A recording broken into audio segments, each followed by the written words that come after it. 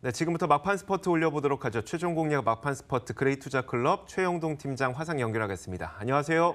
예, 안녕하십니까. 네, 종목 한 가지 짚어볼게요. 어제였죠. 1월 9일에 저희한테 소개해 주셨던 아스트가 사실 어제 장중에 굉장히 큰 폭의 상승을 기록했습니다. 오늘도 그 정도의 상승세 유지하면서 한시 기준으로 8% 넘는 수익도 올려주고 계시거든요. 감사드린다는 말씀 드리면서 이 종목 한번 짚어주시고 또 오늘도 종가 공략주 소개해 주셔야겠죠?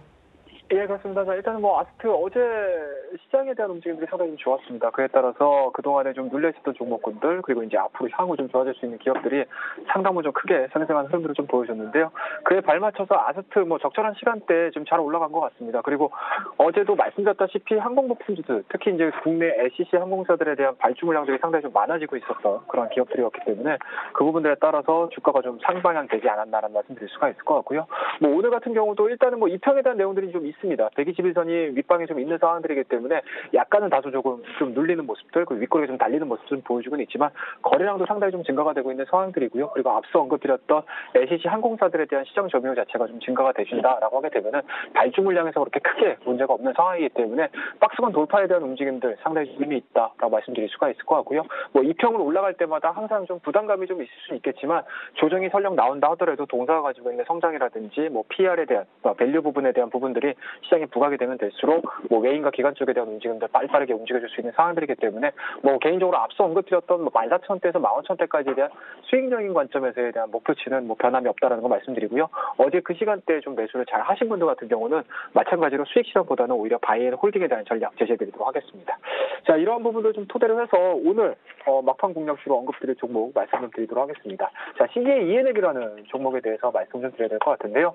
아마 이 시간을 통해서도 제가 여러 번 좀 말씀 좀 드렸던 종목이고 여러 가지 우리 머니투데이 방송에서도 수차례 좀 소개가 됐던 종목이라고 보시면 좋을 것 같은데요.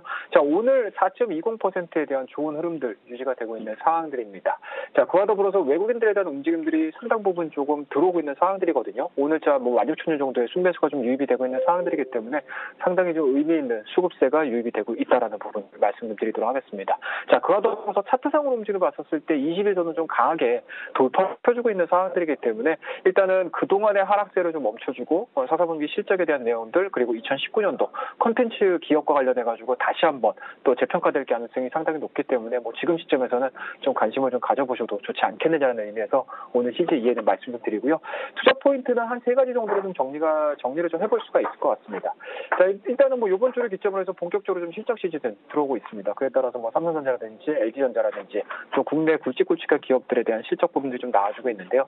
자, 그렇다고 되면은 실적과 관련해가지고 굉장히 좀 긍정적으로 좀 볼 수 있는 종목에 대해서 관심을 좀 가져볼 수 있는 타이밍이지 않겠느냐는 관점에서 오늘 CJ ENM 말씀 좀 드려야 될 것 같은데요.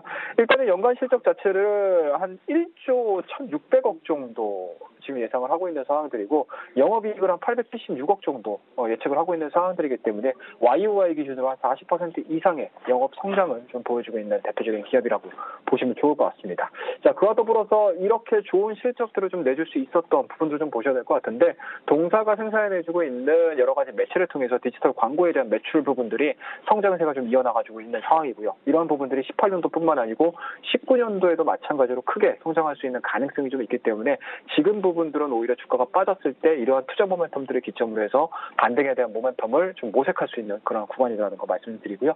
마지막으로 세 번째를 좀 보셔야 될 것 같습니다. 세 번째는 늘상 CJ 쪽에서 CJ 헬로에 대한 매각이라든지 이런 부분들이 항상 이슈가 발생이 됐었을 때 항상 그 안에서 수익을 볼 수 있는, 그리고 수혜를 볼 수 있는 기업으로 부각되고 있는 기업이 CJ ENM 부분들입니다. 그에 따라서 CJ 헬로가 이번 2019년도에 본격적으로 좀 매각 작업이 좀 이루어지고 새 주인을 좀 찾는다라고 하게 되면은 그쪽에서 유입될 수 있는 현금을 가지고 새로운 콘텐츠라든지 아니면 새로운 사업 방향으로 좀 전환될 가능성이 상당히 높기 때문에 그러한 부분들에 대한 이슈가 좀 부각이 됐었을 때 다시 한번 상승할 수 있는 그러한 이제 상황이지 않겠느냐라는 거 말씀드릴 수가 있으니까요. 앞서 언급드렸던 4사분기 실적에 대한 내용들, 그리고 4사분기 실적을 좋게 만들었던 디지털 광고에 대한 내용들이 2018년도뿐만 아니고 2019년도까지도 성장할 수 있다는 거, 그와 더불어서 이제 개별적인 이슈가 갈 수 있는 자회사에 대한 매각 부분들이 다시 한번 올 초에 이루어진다라고 하게 되면은 지금 구간보다는 오히려 뛸 가능성이 상당히 높다라는 관점에서 오늘 CJ에는 말씀 좀 드리고요.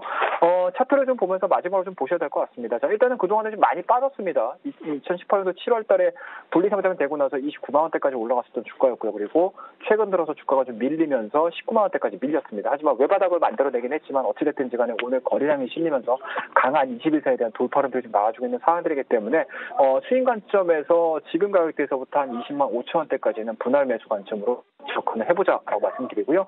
지금 정도 가격대에서 매수가 좀 이루어지시게 되면은 매물대가 자리 잡고 있는 한 25만 원대까지에 대한 1차적인 목표치 설정을 해서 대응을 한번 해보자라고 말씀드리고 손절 라인은 굉장히 좀 간단합니다. 기술적인 대응을 철저하게 좀 하셔야 되는 상황들이기 때문에 최근에 보여주고 있는 저가라고 할 수 있는 19만 5천 원대를 하향 이탈하게 되면 매도하는 전략으로서 오늘 CJNN 남은 1시간 동안 관심 있게 좀 지켜봐 주시고요. 여러분이 시장에서 이기는 그날까지 막판 스포트는 계속됩니다. 오늘도 그래